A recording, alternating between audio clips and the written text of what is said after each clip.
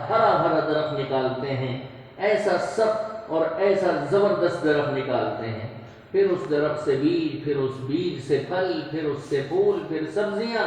یہ سب چیزیں اس بات کی علامت ہیں کہ ان کو بنانے والا، نکالنے والا سوائے اللہ کے اور کوئی ہو نہیں سکتا.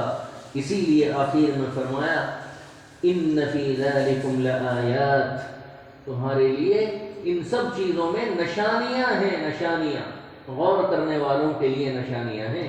جو غور کرے وہ، جو غور ہی نہ کرے، جو کرنا ہی نہ چاہے، اس کے لیے کیا نشانیاں؟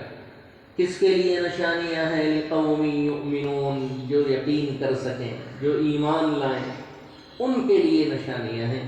جو ایمان ہی لانا نہیں چاہتا، جو ہدایت پر ہی آنا نہیں چاہتا، جو سمجھنا ہی نہیں چاہتا اور شروع سے ارادہ کر کے آیا ہے کہ مجھے سمجھنا نہیں ہے، مجھے ایمان کی کوئی بات نہیں ماننی ہے، نہیں سننی ہے، تو پھر وہ تو وہی اندھے بہرے خود سے بن کر آئیں تو ہم کیا کر سکتے ہیں؟ کیونکہ سوئے ہوئے کو جگایا جا سکتا ہے، جاگے ہوئے کو نہیں جگایا جا سکتا. کوئی سویا ہو نیند میں، اسے تھوڑی سی آواز کر دو، الارم بجا دو اور جناب یہ ہلا دو تو وہ جاگ جائے گا. لیکن جو سونے کی ایکٹنگ کر رہا ہو، اسے بم بھی پھوڑ دو وہ اٹھے گا نہیں، اسے اٹھنا ہی نہیں ہے. جب وہ اٹھنے کے لیے تھوڑی سویا ہے، وہ تو دھوکہ دینے کے لیے سویا ہے. بالکل اسی طرح ان ہٹ دھرم مشرکین اور کفار کی ہے، یہود و نصارہ کی ہے، جو ماننا چاہتے نہیں. دل حالانکہ مانتا ہے کہ بات تو صحیح ہے، لیکن ماننا نہیں ہے. بالکل یہی پردہ اٹھایا قرآن کریم نے اس راز سے ان کے وَجَحَدُوا بِهَا وَاسْتَيْقَنَتْهَا أَنفُسُهُمْ، زبانوں سے ظالم انکار کرتے ہیں، استيقنتها أنفسهم، ان کے دل یقین رکھتے ہیں، ان کے نفس کے اندر یقین ہے، دلوں میں یقین ہے. اب دیکھ لیجئے سب سے بڑی مثال جو اسلام کے بڑے ہمدرد تھے، جناب ابو طالب، نبی کریم صلی اللہ تعالی علیہ وسلم کے چچا تھے. پوری زندگی اسلام کی خدمت میں، رسول اکرم صلی اللہ علیہ وسلم کے پروٹیکشن میں انہوں نے گزاری، اور باقی قابل تعریف زندگی انہوں نے اسلام کے لیے جو محنت کر کے گزاری وہ بڑی قابل تعریف ہے. رسول اکرم صلی اللہ علیہ وسلم کا 100% انہوں نے ساتھ دیا، لیکن اس کے باوجود ان کو ماننا نہیں تھا، ان کو اسلام میں آنا نہیں تھا. ان کا فخر، ان کا ایگو اس بات سے ان کو منع کر رہا تھا کہ مجھے نہیں ماننا چاہیے، اور آخر تک نہیں مانے. موت کے وقت بھی رسول اکرم صلی اللہ علیہ وسلم نے بڑی منت سماجت کی کہ چچا، جس طرف لوگوں کو میں نے بلایا ہے، آپ بھی اس طرف ایک بار لا الہ الا اللہ کہہ کر آ جائیے. آپ کی پوری زندگی کے شرک اور آپ کی پوری زندگی کے تمام جو بھی ہوں اللہ کے یہاں قابل پکڑ جرم اور اعمال، مجھے ایک بہانہ مل جائے گا کہ میں اللہ سے آپ کی سفارش کر سکتا ہوں، آپ ایک بار لا الہ الا اللہ کہہ دیجئے. لیکن جناب نہیں، ان کو نہیں ماننا تھا، بلکہ یہ شعر کہہ کے گئے وَلَقَدْ عَلِمْتُ أَنَّ دِينَ مُحَمَّدٍ، مجھے اچھی طرح معلوم ہے کہ میرے محمد کا دین من خیر ادیان البریۃ دینا، ساری مخلوق کے سارے ادیان میں سب سے بہتر دین ہے.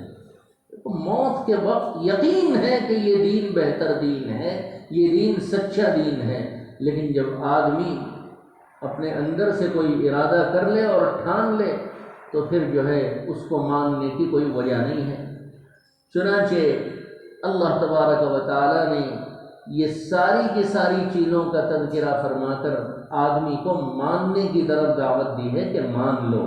اسی لیے یہاں ماننے والے لوگوں کا ہی نام لیا، ان فی ذلکم لآیات لقوم یؤمنون، ان میں نشانیاں ہیں ان لوگوں کے لیے جو ایمان والے ہیں، ماننے والے ہیں، یقین کرنے والے ہیں. اس سب کے باوجود، ایسا تنہا، ایسا طاقتور رب ہونے کے باوجود، ان ظالموں کے کرتوت تو دیکھو. وَجَعَلُوا لِلَّهِ شُرَكَاءَ الْجِنِّ، اللہ تعالیٰ کے لیے جنات میں سے بھی شریک بنا دیے. وَخَلَقَهُمْ، حالانکہ اللہ نے ان کو پیدا کیا. وَخَرَقُوا لَهُ بَنِينَ وَبَنَاتٍ بِغَيْرِ عِلْمٍ، اور اللہ کے لیے ناواقفیت کی وجہ سے بیٹے اور بیٹیاں بھی طے کر دی انہوں نے اپنی طرف سے۔ خرقہ کے معنی آتے ہیں کسی کپڑے سے کوئی حصہ پھاڑ دینا، پھاڑ کر الگ کر لینا، خرقہ کے معنی۔ تو ان لوگوں نے جنات میں سے کچھ لوگوں کو پھاڑ دیا اور ان کو خدا بنا دیا، انسانوں میں سے کچھ کو پھاڑ دیا، خدا بنا دیا، پتھر میں سے کچھ کو پھاڑ دیا اور خدا بنا دیا۔ تو اللہ تعالیٰ نے ان کی بے عزتی اور ذلت اسی لفظ سے بتا دی، خرقوا له بنین۔ اللہ تعالیٰ کے لیے انہوں نے جو ہے ایک تو شرکا بنائے اور دوسرے بیٹے اور بیٹیاں بھی بنا دی۔ حضرت عیسیٰ کو بیٹا بنا دیا، حضرت یحییٰ کو بیٹا بنا دیا، حضرت عزیر کو بیٹا بنا دیا۔ وقالت الیہود عزیر ابن اللہ، یہودی تو کہتے ہیں کہ عزیر، حضرت عزیر علیہ السلام اللہ کے ایک نبی ہیں برگزیدہ، ان کو وہ اللہ کا بیٹا کہتے ہیں۔ اور عیسائی وقالت النصارى المسیح ابن اللہ، اور عیسائی کہتے ہیں کہ حضرت عیسیٰ اللہ کے بیٹے ہیں۔ اللہ کا بیٹا کہاں سے آ گیا؟ بیٹا ہونے کے لیے بیوی کا ہونا ضروری ہے۔ ان کا ظلم دیکھو، ان کی گستاخی دیکھو، ان کی جرأت دیکھو، اللہ کے لیے بیٹے بنا دیے۔ اچھا یہ یہودیوں اور عیسائیوں کا تو ہو گیا۔ وہ بنات، اور بیٹیاں بنائیں۔ اچھا اللہ کی بیٹیاں کون اور کس کو کہتا ہے؟ یہی یہ مشرکین مکہ، مشرک، ظالم اور کافر، ہٹ دھرم، یہ اللہ کی بیٹیاں فرشتوں کو کہتے ہیں۔ یہ فرشتے جو ہیں اللہ کی بیٹیاں ہیں۔ 25ویں پارے میں اللہ تعالیٰ نے اس کا بڑا خوبصورت نقشہ کھینچا ہے اور وہاں اپنے غصے کا بڑا زبردست اظہار فرمایا ہے۔ اللہ تعالیٰ فرماتے ہیں ام اتخذ مما یخلق بنات، اپنی ہی پیدا کردہ مخلوق میں سے اللہ کو بیٹیوں کی ضرورت پڑ گئی، وَأَصْفَاكُمْ بِالْبَنِينَ، اور تم ظالموں کو بیٹے دے دے۔ حالانکہ سب کے سب بیٹا پسند کرتے ہیں کہ بھئی پہلا میرے یہاں بیٹا ہو، ساس بھی کہتی ہے بیٹا نہیں ہوا تجھے، حالانکہ اسی کے بیٹے نے بیج بویا ہے ظالم کے، اور بہو کو کہے گی کہ تجھے بیٹا ہونا چاہیے۔ کیسی بے علمی اور کیسی جہالت ہے۔ ابھی ایک مسئلہ چل رہا ہے اس لیے کہہ رہا ہوں، وہ بیچاری امید سے ہے کوئی لڑکی، اور وہ ڈائن کہتی ہے کہ بیٹا چاہیے بیٹا، اگر بیٹی ہوئی تو تیرے لیے جگہ نہیں ہے ہمارے گھر میں۔ اللہ اکبر! شاید اللہ کا کوئی فرشتہ ہوتا تو اسے ایک جوتا لگاتا سر پہ اور کہتا کہ خبیث کی بچی تیرے پیٹ سے جو نکلا ہوا ہے اسی نے تو یہ کانٹ کر رکھا ہے، یہ وہ جو ڈالے گا وہی جلے گی۔ بیٹا مانگتی ہے اور اس کو تو دوشی قرار دیتی ہے۔ ایسے جاہلوں سے کیا امید رکھی جائے جو اللہ تعالیٰ کے فیصلوں کے اندر اپنی رائے ٹھوستے ہیں۔ اللہ فرماتے ہیں، اپنے غصے کا اظہار کرتے ہیں کہ ان لوگوں نے اس کے ہی بندوں سے اس کا جز بنا دیا، یعنی بیٹا اور بیٹی۔ ان الانسان لکفور مبین، انسان بڑا ناشکرا ہے، بڑا گہرا ناشکرا ہے۔ ام اتخذ مما یخلق بنات، اپنی ہی مخلوق میں سے اسے بیٹیوں کی کیا ضرورت ہے، اس نے بیٹیاں بنائی۔ وَأَصْفَاكُمْ بِالْبَنِينَ، اور تم کو بیٹے۔ واہ کیا انصاف ہے۔ وَإِذَا بُشِّرَ أَحَدُهُمْ بِمَا ضَرَبَ لِلرَّحْمَنِ مَثَلًا ظَلَّ وَجْهُهُ مُسْوَدًّا وَهُوَ كَظِيمٌ۔ دیکھیے کیا انداز ہے اللہ تعالیٰ کا۔ میں ترجمہ آپ کے حساب سے کروں گا اور صحیح کروں گا انشاءاللہ۔ فرماتے ہیں کہ جب ان کے یہاں بیٹی پیدا ہوتی ہے جو وہ مجھ پر تھوپ رہے ہیں تو اس کے چہرے پہ 12 بج جاتے ہیں۔ اللہ کہہ رہے ہیں کہ جب خود کے یہاں بیٹی پیدا ہوتی ہے تو چہرے پہ 12 بج جاتے ہیں، اور مجھے اپنے خدا کو بیٹیاں دے رہے ہو تم اپنی طرف سے۔ اللہ اکبر۔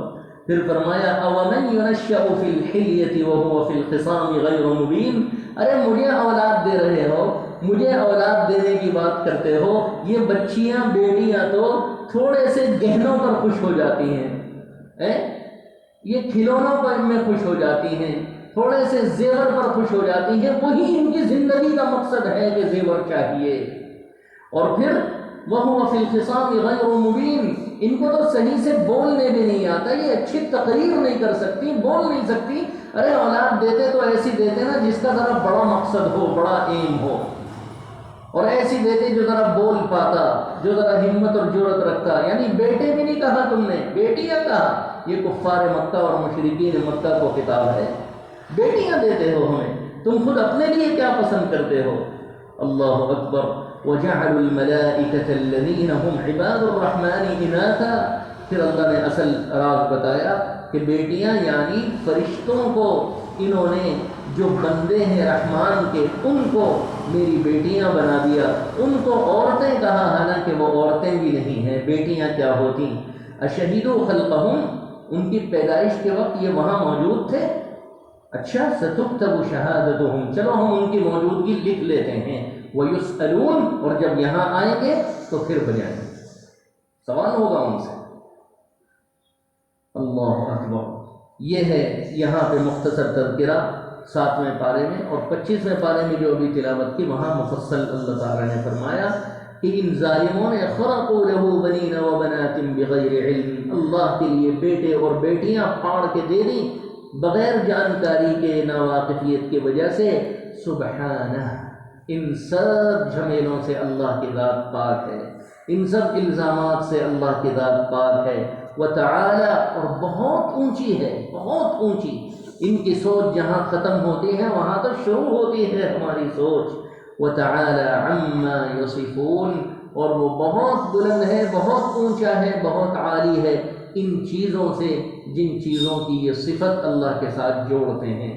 شادی کرنا، بیٹا پیدا کرنا، بیٹی پیدا کرنا، یہ عورت کا، مرد کا کام ہے. ہمارا تو کام ان کو پیدا کرنا ہے، ان کو کھلانا ہے. یہ ہمیں کہتے ہیں کہ فلاں اللہ کا بیٹا اور فلاں اللہ کی بیٹی. بیٹی ہونے کے لیے بیوی ضروری، اور بیوی ہو جائے تو پھر آدمی کو اس کے ساتھ ہم بستری ضروری. بھلا اللہ تعالیٰ کو ان سب درد سر سے کیا سروکار ہے؟ یہ تو انسانوں کی مجبوری کے لیے ان کے ساتھ ہم نے یہ چیز لگا رکھی ہے. تعالی عما یصفون، اس کی ذات بہت بلند ہے ان سب چیزوں سے. اللہ تعالیٰ نے یہاں پر گلہ کیا ہے ان لوگوں سے اور اپنے غصے کا بھی اظہار فرمایا ہے. کل ملا کر اس میں اللہ تعالیٰ کی توحید کی تعلیم ہے. اللہ رب العزت اپنی توحید کو ہمارے ذہن و دماغ میں بٹھا دے اور اپنے پاک کلام کو ہمیں صحیح طور پر سمجھ کر عمل کی توفیق عطا فرمائے. آمین. وآخر